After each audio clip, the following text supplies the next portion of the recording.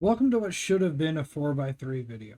I say that because I tapped out on this game. I thought we would make it at least a few more videos in this series before this happened, but alas, 2008's Prince of Persia Reboot was just too disappointing to get through. So I guess I should say, welcome to DNF, a video where I talk about a game I quit trying to finish while I was trying to review it. As always, I will talk about 4 things I like, though I struggled a bit here to find them, and 3 things I didn't like about this game. My first grievance with the attempted reboot of Prince of Persia was I couldn't turn off the controller vibration.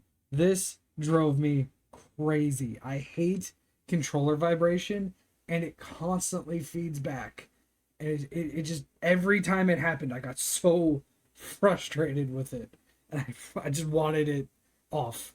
I would have given anything to turn it off. I went into my settings on my Xbox, nothing. There was no way to turn it off.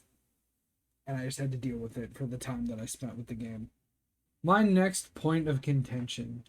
For as simple as the overall combat is, it manages to feel incredibly tedious and repetitive.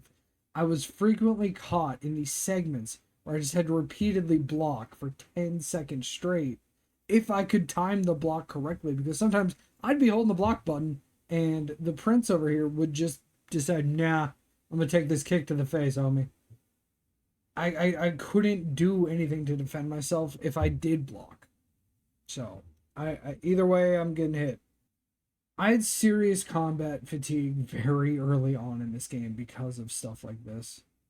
My next major grievance is Elika never lets you die, so it feels like there is no risk to the game ever. You mess up a jump, she just catches you, puts you back on the ledge. You get to a point where you should have died in combat, she just pulls you away from it, she defects it, whatever. And at first glance, that seems like such a great thing. Like, oh, if this game had difficulty settings, I could abuse that and just push through on the hardest difficulty. But there's no difficulty settings, so why are we doing this? This feels very pointless. It doesn't add anything to the overall experience. Moving on to things I managed to like about this game. This game does have a beautiful art style. It's very cel shaded. It's the style of the time. Around then, Borderlands was popular. Off the top of my head, I can't think of anything else. But Borderlands was really popular and it had that style. So, of course, other games would kind of snag it and choose to use it. The tone of the game and the story managed to both feel unique while standing out compared to the original and true-ish to the original's legacy. I did feel like the game kind of tried a bit too hard in some instances to make itself seem different story-wise, but overall, this is a Prince of Persia game. It feels like one. Speaking of, this new Prince and Elika complement each other really well. I'm glad they didn't make Elika feel like an extended escort section. She can do a number of helpful actions like extend jumps over gaps, put over a navigation beam when you inevitably get lost in this game, do magic-based offense and save the prince from death, which, yes, I know I just pointed out got really annoying after a while. Nolan North did a great job playing this version of the prince. This character has a charming, kind of hot, dirty punk vibe to him that works well with Elika's princess, who's trying to flee it all kind of status. She actually just seems lovely overall. All that being said, Nolan North, can come off a bit too much like Nathan Drake at times. Especially when the music kind of swells a certain way, I'm like, man, did I switch over to Uncharted and I just didn't realize it? My next thing that I really liked was I appreciated the fast travel system in this game, because you have to move through pretty massive portions of the map at times, and it makes getting to the new playable areas much less of a headache than having to reroute yourself back to the area you just came from. That being said, I can't put into words how much I hated the grind in this game. Collecting enough orbs to progress the story was such a huge headache. I wanted to set the game down and DNF it, so I did.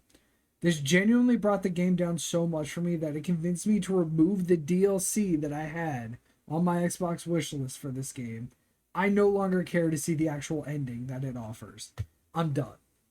To close it out, my opinion boils down to this. I had such an unpleasant time with this game. I realized about 4 hours in how much I felt like I was forcing myself to go on. Life is simply too short to force yourself to finish a game that you flat out aren't enjoying. There were numerous other games that I felt like playing instead, so I'm skipping the Prince of Persia 2008 reboot. I struggled to finish it when I rolled credits on it originally in high school, and I couldn't bring myself to do it again now. Yeah, so unless you really love the franchise and want a Prince of Persia game to play, I really recommend skipping this one. Hey, so I forgot to record an outro to this video, so thank you all so much for watching. Tell me down below what you thought of the 2008 reboot to Prince of Persia. Did you even know it existed? Because apparently some people didn't. Like I said in the video, I tried this back in high school. I don't know how I finished it. I remember having pretty mixed feelings on it back then, but this time around I couldn't force myself to finish it, so I didn't. I'm already working on the next video. If you have any suggestions, please tell me down below in the comments. Leave a like, subscribe. It really does help out the channel, and I will see you all in the next video. Be good people.